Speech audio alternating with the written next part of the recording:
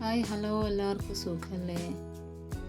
ഞാനിന്ന് ബോഡിയിൽ നിന്ന് എടുത്തിട്ട് ഉള്ള അളവിൽ എങ്ങനെയാണ് ചുരിദാർ കട്ട് ചെയ്യുക എന്നുള്ളത് കാണിക്കാനാണ് വന്നിട്ടുള്ളത്. ഞാൻ ആദ്യം ലൈനിങ്ങിലാണിത് ചെയ്ത് കാണിക്കുന്നത്. ഇവിടെ ഞാൻ സ്ലീവിൻ്റെ ഭാഗം ആദ്യം കട്ട് ചെയ്ത് ഒഴിവാക്കുന്നുണ്ട്. നമുക്ക് ചുരിദാറിന് എത്രയാണോ ലെങ്ത്ത് വേണ്ടത് അത് അടയാളപ്പെടുത്തിയതിന് ശേഷം ബാക്കി ഭാഗം സ്ലീവിന് കട്ട് ചെയ്ത് ഒഴിവാക്കിയതാണ്.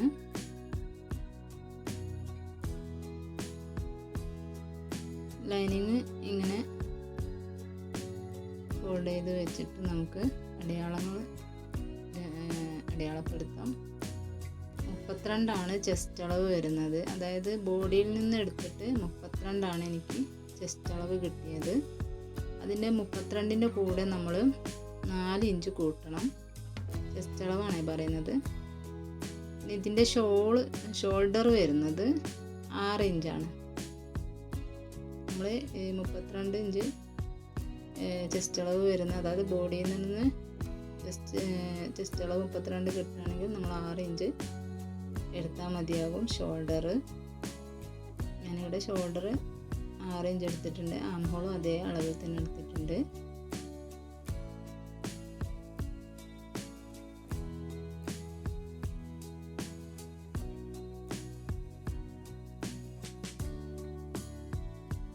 നമുക്ക് ഹിപ്പിൻ്റെ ഭാഗം ഒന്ന് അടയാളപ്പെടുത്താം. എത്രയാണോ ലെങ്ത്തിൽ ഓപ്പൺ വെക്കുന്നത് ഇതിങ്ങനെ ടേപ്പ് പിടിച്ചിട്ട് ഒന്ന് അടയാളപ്പെടുത്തി കൊടുക്കാം.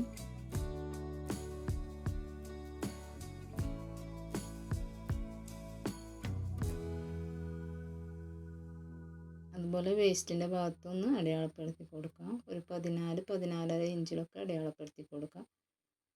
ഓരോരുത്തരുടെ ലെങ്ത്തിനനുസരിച്ച് നോക്കിയിട്ട് അടയാളപ്പെടുത്താം.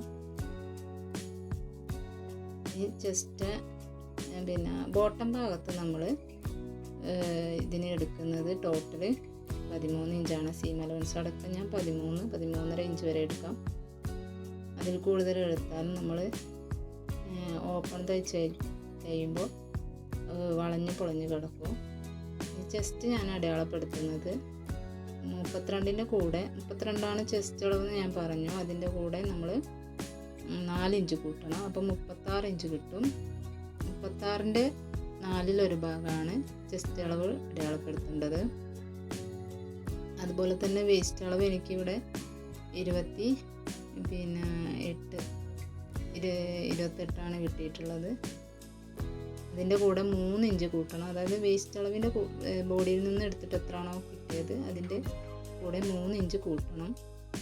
എന്നിട്ട് അതിൻ്റെ 4/1 ഭാഗമാണ് നമ്മൾ വേസ്റ്റ് അളവ് അടയാളപ്പെടുത്തേണ്ടത്. ഹിപ്പിൻ്റെ ഭാഗത്ത് നമുക്ക് ചെസ്റ്റ് അളവിൻ്റെ അതേ അളവിൽ തന്നെ അടയാളപ്പെടുത്താം.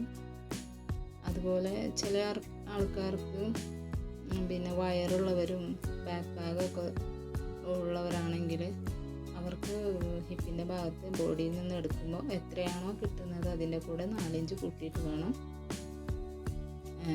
അതിൽ നിന്ന് 4 ഇഞ്ച് കൂട്ടിയിട്ട് അതിൽ നിന്ന് 4/1 ഭാഗം വേണം അടയാളപ്പെടുത്താൻ. അതുപോലെ ആം ഹോൾ എത്രയാണ് നമ്മൾ അടയാളപ്പെടുത്തി അതിൻ്റെ പകുതിയിൽ ഒരു പോയിന്റ് ഇട്ട് കൊടുക്കുക. എന്നിട്ട് ഇങ്ങനെ ആം ഹോൾ കുഴിച്ച് വരയ്ക്കും.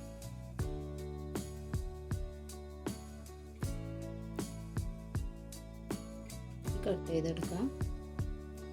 ഞാൻ പറഞ്ഞത് നിങ്ങൾക്ക് മനസ്സിലായിട്ടുണ്ടെന്ന് വിചാരിക്കുന്നു. മനസ്സിലാവാത്തവർ കമൻറ്റിലൂടെ അറിയിക്കണേ, ഞാൻ റിപ്ലൈ തരുന്നതായിരിക്കും.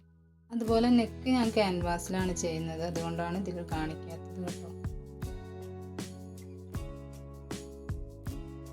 വീഡിയോ ഉപകാരപ്പെടുന്നുണ്ടെങ്കിൽ ഒന്ന് ലൈക്ക് ചെയ്യണേ.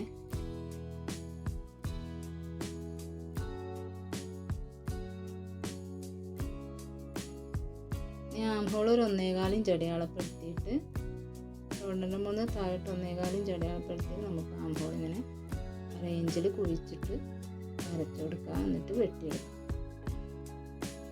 2 ഹോൾ മാത്രമേ ഇങ്ങനെ ചെയ്യാവൂ കേട്ടോ. ഇത് നോട്ട് ഇട്ട് കൊടുക്കുക. കാരണം എന്താ, നമുക്ക് ബാക്കും ഫ്രണ്ടും അറിയാൻ വേണ്ടിയിട്ടാണ് ഓരോ നോട്ട് ഇട്ട് കൊടുക്കുന്നത്. സ്ലീവ് കട്ട് ചെയ്യാം. സ്ലീവ് ബോഡിയിൽ നിന്ന് എടുത്തിട്ടുള്ള അളവിനനുസരിച്ച്, അതായത് നമ്മൾ ബോഡിയിൽ നിന്ന് എടുക്കുന്ന ചെസ്റ്റിൻ്റെ അളവനുസരിച്ചിട്ട് വേണം സ്ലീവ് കട്ട് ചെയ്യാൻ എപ്പോഴും. ഇത് എപ്പോഴും ശ്രദ്ധിക്കണം, കാരണം നമ്മൾ തയ്ച്ച് വരുമ്പോൾ വ്യത്യാസം വരാതിരിക്കാനും ആം ഹോള് ചുളിവില്ലാതിരിക്കാനും വേണ്ടിയിട്ടാണ് ഇങ്ങനെ ചെയ്യുന്നത്. കറക്റ്റായിട്ട് കിട്ടണം. അതുകൊണ്ട് ഞാനിത് സ്ക്രീനിൽ ഇതിൽ എഴുതി കാണിക്കുന്നുണ്ട്, അതുപോലെ തന്നെ ചെയ്യാം. 32 ചെസ്റ്റ് വരുന്നവർക്ക് ആ 32 ചെസ്റ്റ് അളവിൽ വെച്ചിട്ട് തന്നെ ആം ഹോള് കട്ട് ചെയ്യണം. നിങ്ങൾക്ക് മനസ്സിലാവുന്നുണ്ടെന്ന് വിചാരിക്കുന്നു, ഞാൻ എഴുതി കാണിക്കുന്നുണ്ട്. അതായത് 32 ഹരിക്കണം 4 8. 8 നമ്മൾ 1/2 ഇഞ്ച് കുറയ്ക്കണം. അപ്പോൾ 7.5 കിട്ടും ഏര. ആ ഏര ആം ഹോൾ ഇതേപോലെ അടയാളപ്പെടുത്താം. ഇതേപോലെ അടയാളപ്പെടുത്തി എന്നിട്ട് 1.25 ഇഞ്ച് സീം അലവൻസ് ഇട്ടിട്ട് ഇതുപോലെ വരച്ചെടുക്കും.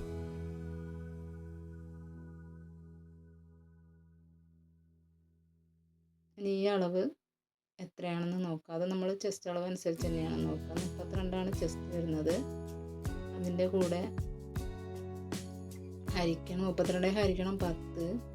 എനിക്കിവിടെ 3.2 കിട്ടിയത്.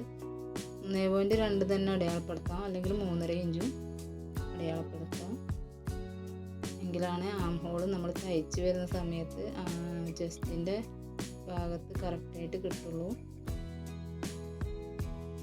സ്ലീവ് കട്ട് ചെയ്യുമ്പോൾ എപ്പോഴും ശ്രദ്ധിക്കണം, അല്ലെങ്കിൽ കുറഞ്ഞു പോയാലും ഒന്നും ചെയ്യാൻ പറ്റില്ല. കൂടിപ്പോയാൽ ആം ഹോൾ ചുളിവ് വരും.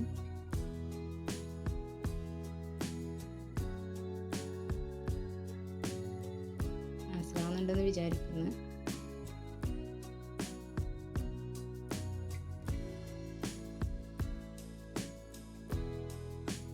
ഇങ്ങനെ സ്ലീവ് ഇതേപോലെ കട്ട് ചെയ്തിട്ട് തയ്ച്ച് വന്ന സീം അലവൻസ്, അതായത് സ്ലീവിൻ്റെ സീം അലവൻസും പിന്നെ നമ്മൾ ചുരിദാറിൻ്റെ ചെസ്റ്റിൻ്റെ ഭാഗത്തുള്ള സീം അലവൻസും കറക്റ്റായിട്ട് കിട്ടും.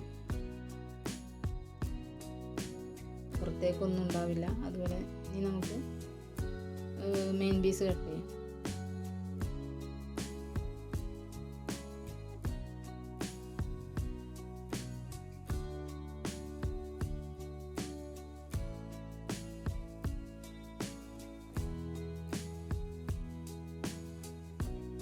ഇതുപോലെ ഞാൻ മടക്കിയിട്ടിട്ടുണ്ട്. ബാക്ക് ഭാഗം ഫ്രണ്ട് ഭാഗമാണ് ഞാൻ ആദ്യം കട്ട് ചെയ്യുന്നത്. അതിനായിട്ട് നമ്മൾ ലൈനിങ് വെച്ചിട്ടാണ് ഞാൻ കട്ട് ചെയ്യുന്നത്. ലൈനിങ് ബാക്ക് ഭാഗം എടുക്കാവൂ, കാരണം ഫ്രണ്ട് ഭാഗം നമ്മൾ ഹോള് കുഴിച്ച് വെട്ടിയിട്ടുണ്ട്. അതുകൊണ്ട് ഫ്രണ്ട് ഭാഗം എടുക്കരുത്. അതുപോലെ ഇതുപോലെ ചെയ്യണം. ഞാനിപ്പോൾ ഒരു ആം ഹോളിൻ്റെ അവിടെ സീം അലവൻസ് കുറച്ചിട്ടിട്ടാണ് കട്ട് ചെയ്യുന്നത്. അതെന്ന് വെച്ചാൽ നമുക്ക് ഫ്രണ്ട് ഭാഗം തയ്ച്ച് വരുമ്പോൾ ചിലപ്പോൾ മാറിപ്പോയിട്ടൊക്കെ വരും. അപ്പോൾ അത് കറക്റ്റ് അതേപോലെ കട്ട് ചെയ്ത് കിട്ടിയാൽ നമുക്കൊന്നും ചെയ്യാൻ പറ്റില്ല. നമുക്ക് മനസ്സിലായെന്ന് വിചാരിക്കുന്നു. അതുകൊണ്ട് ഞാനിങ്ങനെയാണ് ചെയ്യുന്നത്. അത് നമ്മൾ തയ്ച്ചതിന് ശേഷം അത് കട്ട് ചെയ്തെടുക്കുന്നതാണ്. അതായത് ലൈനിങ്ങിൻ്റെ മുകളിൽ മെയിൻ പീസ് വെച്ച് അറ്റാച്ച് ചെയ്ത് കഴിഞ്ഞ് ബാക്കി ഭാഗം കട്ട് ചെയ്ത് ഒഴിവാക്കിയാൽ മതി. ബാക്ക് ഭാഗം കട്ട് ചെയ്യുമ്പോൾ നമുക്ക് എത്രയാണോ ആവശ്യം അതിനനുസരിച്ച് മാത്രം. ഇങ്ങനെ എടുക്കരുത്, ഇങ്ങനെ.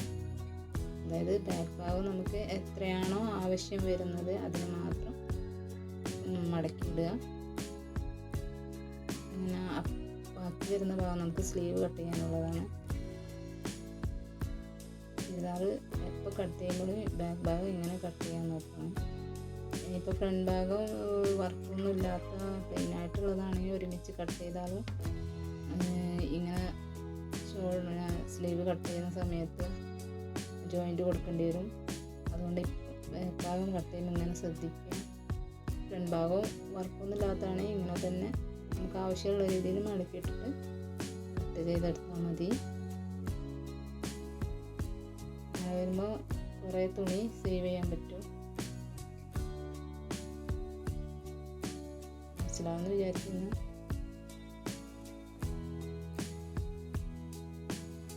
സ്ലീവ് കട്ട് ചെയ്യാം.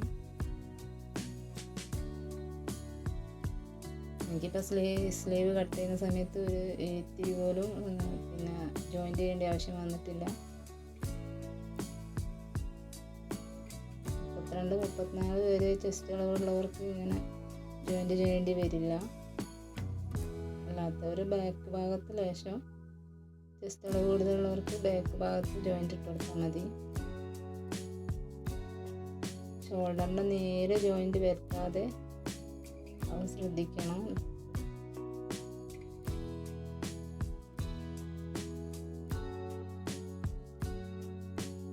പറഞ്ഞതൊക്കെ നിങ്ങൾക്ക് മനസ്സിലായെന്ന് വിചാരിക്കുന്നു. ഇത്രയേ ഉള്ളൂ.